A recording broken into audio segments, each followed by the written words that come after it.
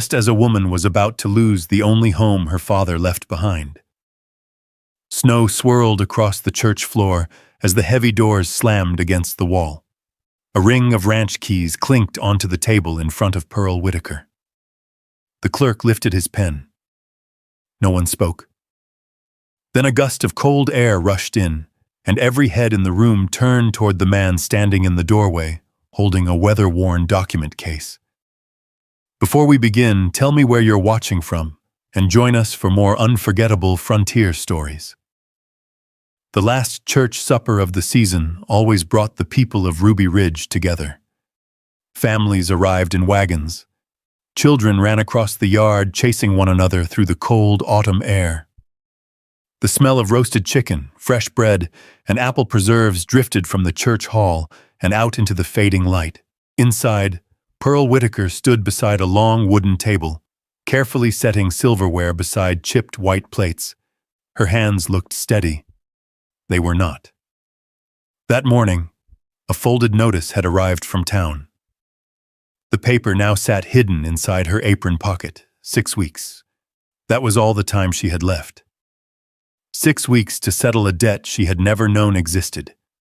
6 weeks before Silas Grady could claim the small horse ranch her father had spent 20 years building beneath the pine-covered slopes above Bitter Pine River.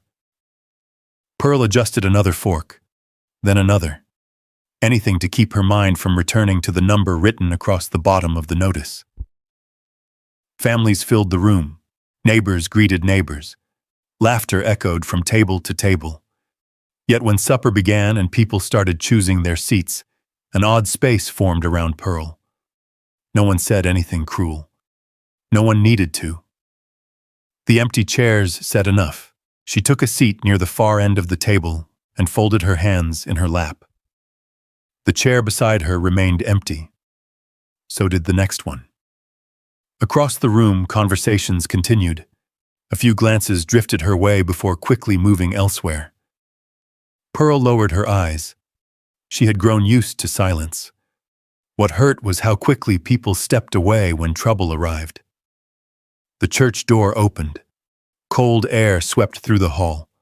A tall cowboy stepped inside. Dust still clung to his boots. His tan coat carried the marks of long travel. He removed his hat and glanced around the crowded room. Then his gaze settled on the empty seats beside Pearl. Without hesitation, he crossed the hall. Conversations softened. Several heads turned. The stranger stopped beside her table. A faint smile touched the corner of his mouth. "Mind saving me a seat at your table?" For a moment, Pearl simply stared at him. His eyes were calm, friendly, as though sitting beside her was the most natural thing in the world. "No," she said quietly. "I don't mind." He pulled out the chair and sat down. The room seemed to hold its breath. Then slowly, conversations resumed. "My name's Clay Bennett," he said. "Pearl Whitaker." "Nice to meet you, Miss Whitaker." The supper began. At first they spoke only a little, but Clay had a way of telling stories that felt easy. He described wild horses in the Idaho mountains, a mule that had once stolen an entire sack of apples, a snowstorm that trapped 3 cowboys inside a trading post for 4 days. Pearl tried not to smile. She failed. The laugh escaped before she could stop it. The sound surprised her almost as much as it surprised him. "There it is," Clay said. "What?" "That smile." Pearl looked away, embarrassed. Outside, darkness settled over Ruby Ridge. Inside, the lamps cast warm circles of light across the tables. For the first time in many months, the weight on her shoulders felt lighter. When supper finally ended, people began gathering coats and saying goodnight. Clay walked beside her toward the church entrance. "I was wondering something," he said. Pearl looked up. "Can I stop by your ranch tomorrow?" Before she could answer, a feeling made her glance across the room. A man stood near the back wall. Silas Grady. One hand rested on a black leather folder, the same folder that held the papers threatening her future. His cold eyes moved from Pearl to Clay, then back again. The smile slowly disappeared from Pearl's face, and for the first time that evening, she remembered exactly how little time she had left. Silas Grady remained where he stood near the back wall of the church hall. The leather folder never left his hand. Neither did his stare. Clay followed her gaze. "Friend of yours?" he asked quietly. Pearl almost laughed at the idea. "No." She pulled her shawl tighter around her shoulders. "Just a man with paperwork." Clay glanced across the room. Silas turned and walked away before either of them could say another word. Outside, the October air had sharpened. The mountains beyond Ruby Ridge stood dark against a sky crowded with stars. Pearl started toward her wagon.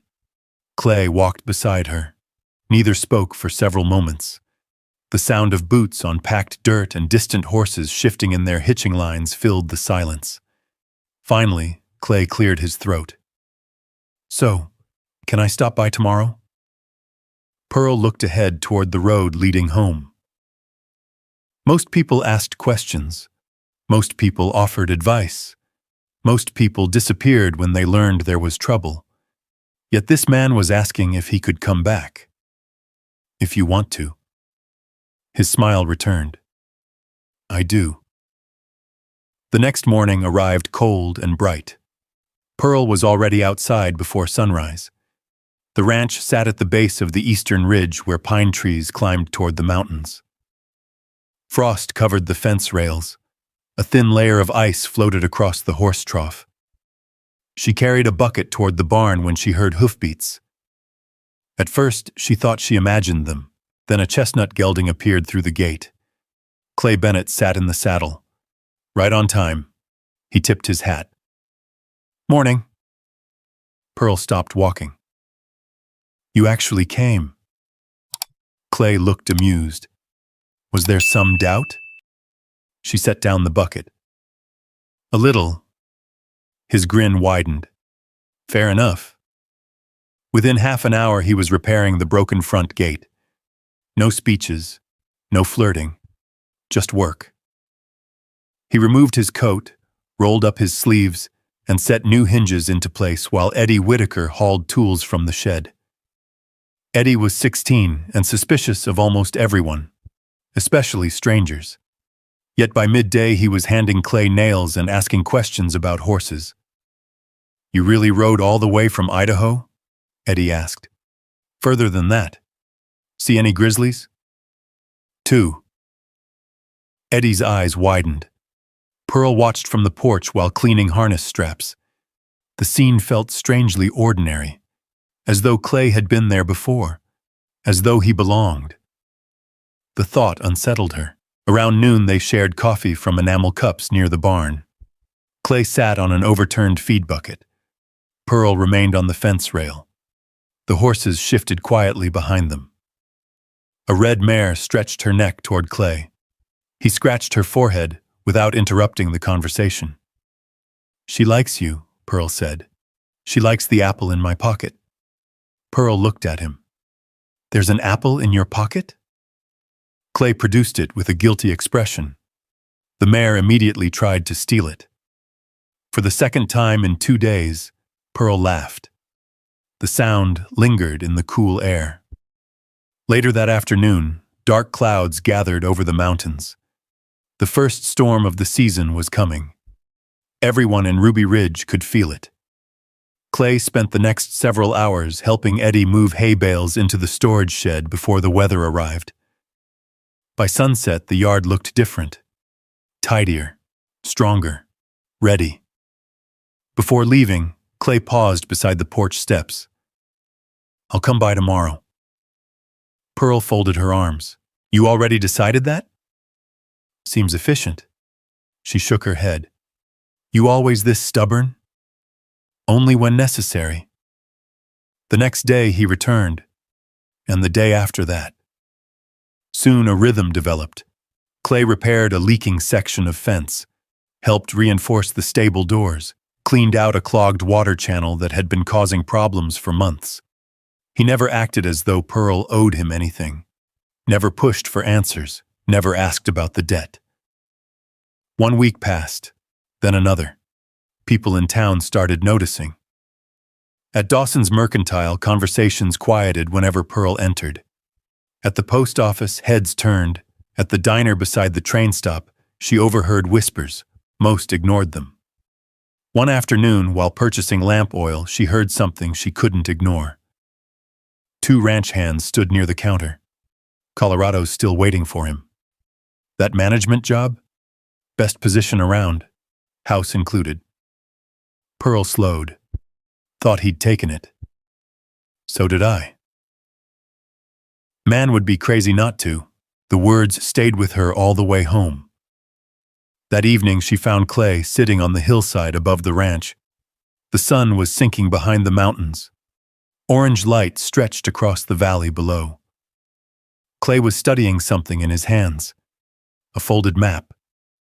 He didn't notice her at first. His attention remained fixed on markings faded from years of use. Pearl stopped several yards away. The wind moved through the grass between them. After a moment, Clay looked up.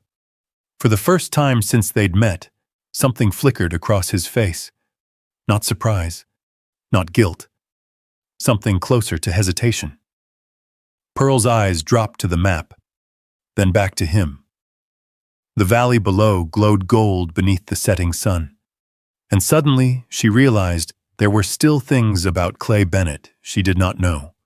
Important things. Things he had chosen not to tell her.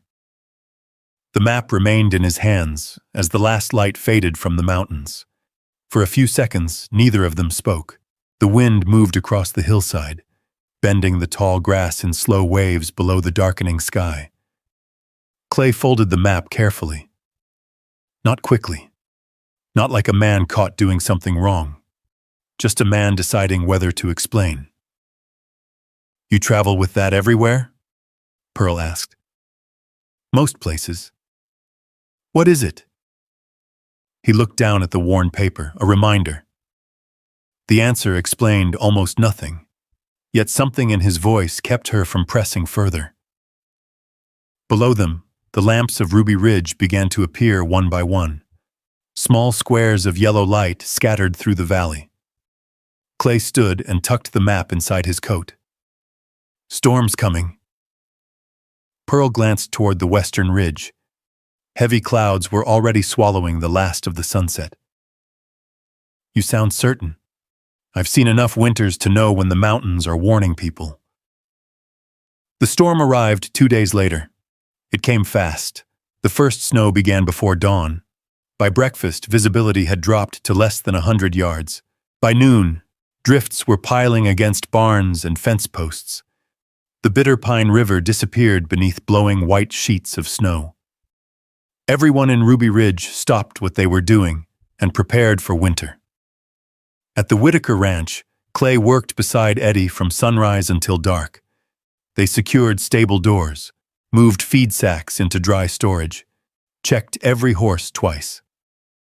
Pearl spent most of the day carrying lanterns, blankets, and hot coffee between buildings. At dusk, the 3 of them finally gathered inside the barn office. A small stove crackled in the corner.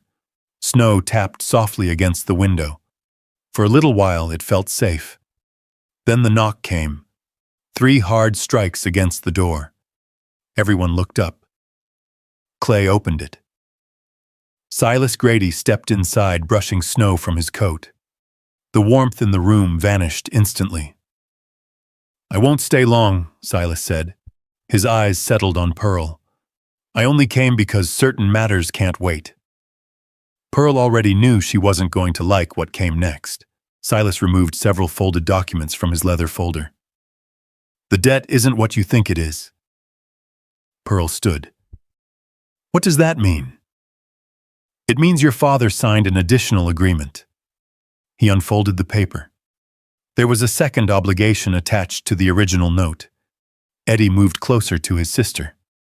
Pearl stared at the document. The signature looked like her father's. The amount written beneath it made her stomach drop. It was nearly double. That isn't possible. Unfortunately, it is. Silas's voice remained calm, too calm. With penalties included, the entire balance becomes due immediately. Snow rattled against the roof. Nobody spoke. "You're lying," Eddie finally said. Silas looked at him almost sadly. "I wish I were." Then he handed the papers to Pearl. "You should read them carefully." The door closed behind him moments later. The storm swallowed the sound of his departing horse. Pearl remained standing. The papers felt heavier than they should have. Clay read them after she did. His expression didn't change. That worried her more than if it had. "Well?" she asked. He looked at the signature, then at the date, then back at the signature again. "I don't know." It was the first uncertain answer she had heard from him. The following days were worse. News spread through Ruby Ridge. It always did. People began whispering in stores, at church, outside the post office. Some believed Silas, others weren't sure. Most simply avoided taking sides. The isolation Pearl had felt before returned. Only now it was heavier. One evening she found herself standing alone inside the main stable. Snow blew through the gaps between the boards. The horses shifted quietly in their stalls. The debt notice rested on a workbench beside her. So did a pen. The offer Silas had left was simple. Sell the ranch, walk away, end the fight. Pearl picked up the pen. Her fingers tightened around it. Maybe her father really had signed the papers. Maybe the ranch was already lost. Maybe she was only delaying the inevitable. The stable door opened. Cold air swept inside. Clay stepped through. Neither of them spoke. He saw the paper, saw the pen, understood immediately. Pearl lowered her eyes.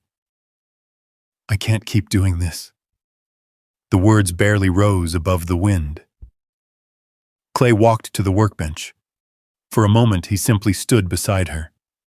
Then he placed his hand gently over the document, not taking it away, not forcing anything, just stopping the next step. "Not yet." Pearl looked at him. The lantern light flickered between them. Outside, the storm howled across Ruby Ridge. Inside, everything felt strangely still. For the first time since her father's death, she allowed herself to lean against someone else's strength. Only slightly. Only for a moment. Clay didn't move away. His hand remained over hers. Warm. Steady. Neither of them noticed how long they stood there. The silence said enough. But before dawn came, before the storm had fully passed, before either of them could imagine what was waiting beyond the next morning, Clay Bennett disappeared. No note, no explanation, no goodbye. Only fresh snow stretching across the ranch yard and a set of hoof prints leading away from Ruby Ridge. By sunrise, they were already vanishing beneath the wind. Pearl stood on the porch with her coat pulled tight around her shoulders. The mountains looked colder than she had ever seen them. For a long time she stared toward the road Clay had taken. No rider appeared. No explanation came. Nothing. Eddie searched the barn, the stable, the bunkhouse, even the creek trail behind the cottonwoods. By noon, he returned with snow on his boots and frustration written across his face. "He's gone." Pearl nodded. She already knew. The days that followed moved slowly, painfully. The storm finally passed, but the silence it left behind seemed worse. Every morning Pearl found herself glancing toward the gate. Every afternoon she caught herself listening for hoofbeats. Every evening she felt foolish for doing it. Clay never came. The map, the Colorado job, the strange look on his face that evening on the hill. Now it all seemed clear. He had simply left. like so many others before him. The hearing was scheduled 3 days later, at 10 o'clock on Saturday morning, inside the same church where they had first met, the same church where he had asked for a seat at her table. Ruby Ridge woke early that day. Wagons lined the street. Men stood outside the mercantile discussing the case. Women whispered near the post office. Everyone knew what was about to happen. By 9:30, the church hall was already crowded. Pearl arrived with Eddie. The room quieted as she entered. Not completely, just enough to notice. Silas Grady sat near the front. A lawyer from Helena occupied the chair beside him. Several folders rested neatly on the table. The debt papers, the alleged contract, witness statements. Everything looked organized, prepared, permanent. Pearl took a seat near the back, the same place she had occupied so many times lately. Alone. The hearing began. One document after another was presented. Dates, amounts, signatures, old records. The lawyer spoke calmly, confidently. Each page seemed to push the ranch farther away. Several townspeople testified that Pearl's father had spoken of debts before his death. Others admitted they knew little.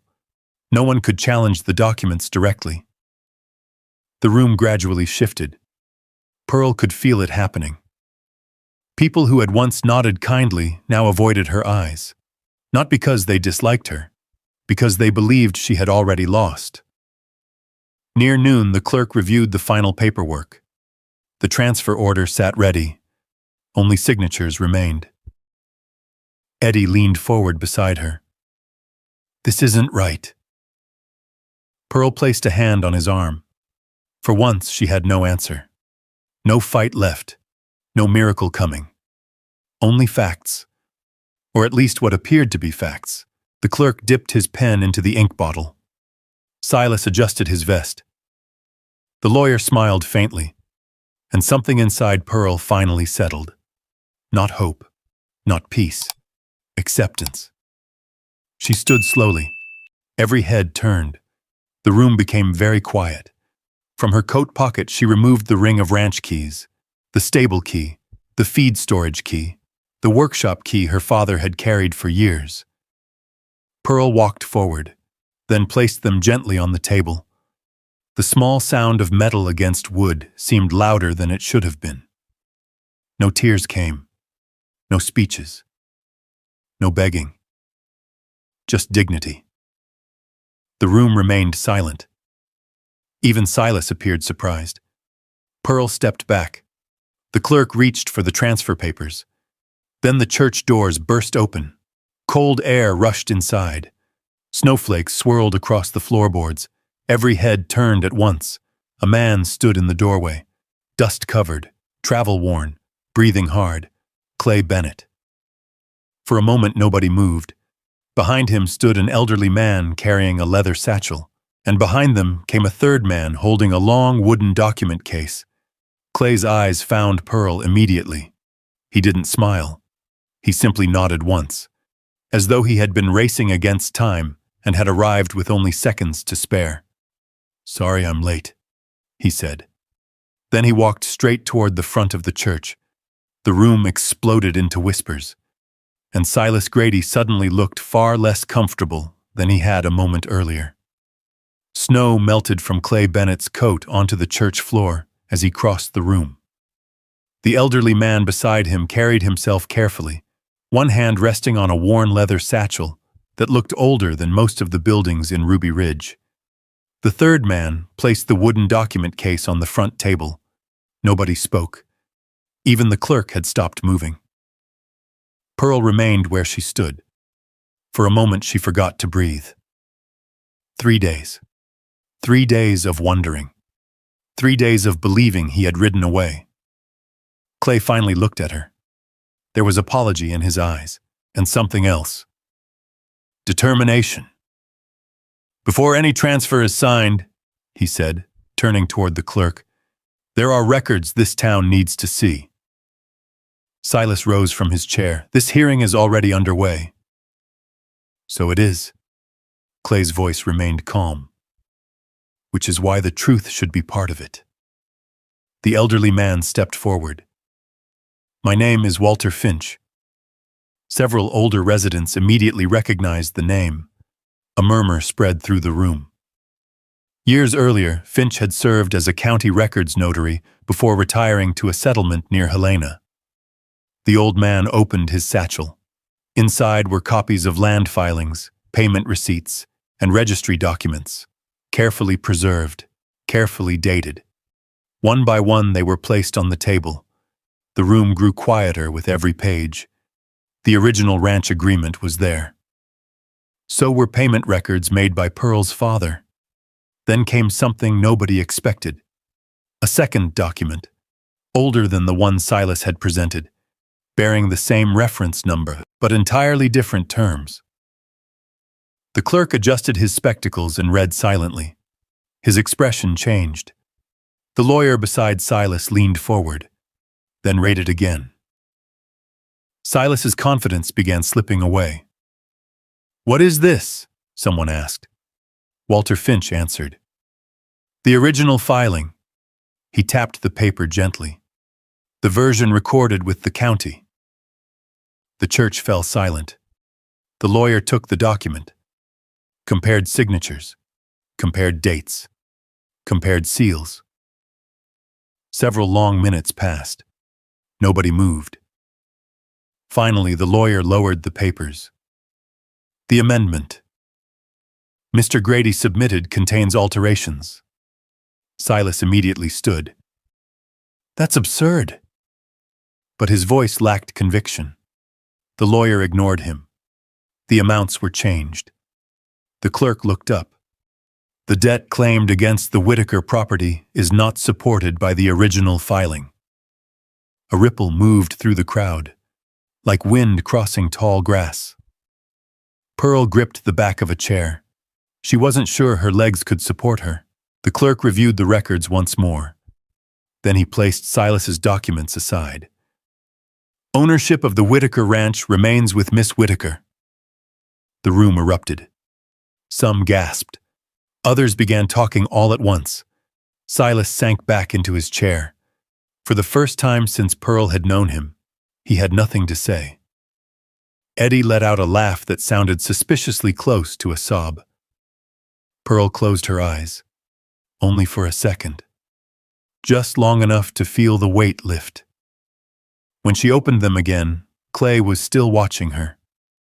Hours later, the church had emptied. Snow reflected moonlight outside. The town had finally settled. Pearl found Clay standing alone near the hitching rail. His horse waited nearby. The same chestnut gelding, the same saddle. Yet somehow everything felt different now. "You could have told me," she said softly. Clay nodded. "I know." She looked at him. "Where did you go, Colorado?" The answer surprised her. He reached into his coat and removed the folded map she had seen weeks earlier. "I went to turn something down." Pearl waited. The ranch position. The cold wind moved through the street. Clay stared toward the dark mountains. "I spent years saving money." His voice remained steady. "Every cattle drive, every horse contract, every winter job." He smiled faintly. "I thought owning land was the thing I wanted most." Pearl listened. The records weren't easy to find. The witnesses weren't easy to reach. He paused. "Most of my savings paid for the search." Pearl stared at him. The realization arrived slowly. Then all at once. "You gave it up." Clay looked back at her. "No." His smile softened. "I gave up one dream." Silence settled between them. Comfortable. Warm despite the cold. Spring arrived slowly in Ruby Ridge. Snow retreated from the hillsides. Grass returned. The Bitter Pine River swelled with mountain runoff. Life moved forward, and so did they. 1 year later, the church hall filled again for the annual supper. The same tables, the same lamps, the same familiar room. Pearl sat in her old seat near the end of the table. Only this time the chairs around her weren't empty. Neighbors greeted her. Children ran through the hall. Laughter drifted from every corner. The church door opened. A familiar cowboy stepped inside. Clay crossed the room, pulled out the chair beside her, and sat down. His eyes met hers. That familiar smile appeared. "Still saving me a seat?" Pearl didn't answer immediately. Instead, she reached into her pocket. A small ring rested in her palm. Simple, honest, like everything that mattered. She placed it gently on the table between them. Clay looked down, then back at her. Neither of them needed another speech. The answer was already there. Around them, the supper continued. Plates clattered, coffee poured, people laughed. But for a moment, it felt as though the entire world had narrowed to one table. One promise. One seat that had never truly been empty. And one place where both of them had finally found what they had been searching for all along. Home. When I think about Pearl and Clay, I don't really think about the ranch, the debt papers, or even the courtroom victory. I think about that empty chair. Because sometimes the biggest moments in our lives don't begin with a grand speech or a dramatic rescue.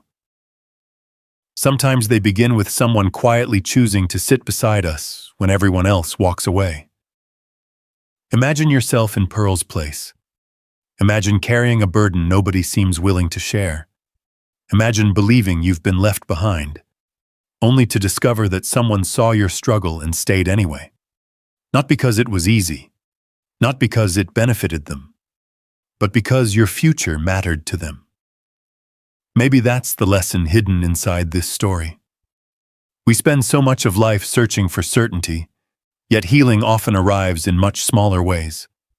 A hand resting over a document before a mistake is made.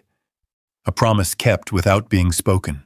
A person who returns when every reason says they should keep writing. Real love isn't always loud. Sometimes it's a choice made over and over again, especially when nobody is watching. If this story stayed with you, I'd love to know. What moment touched you the most? And if you'd like to spend more evenings listening to stories about courage, second chances, quiet devotion, and the unexpected places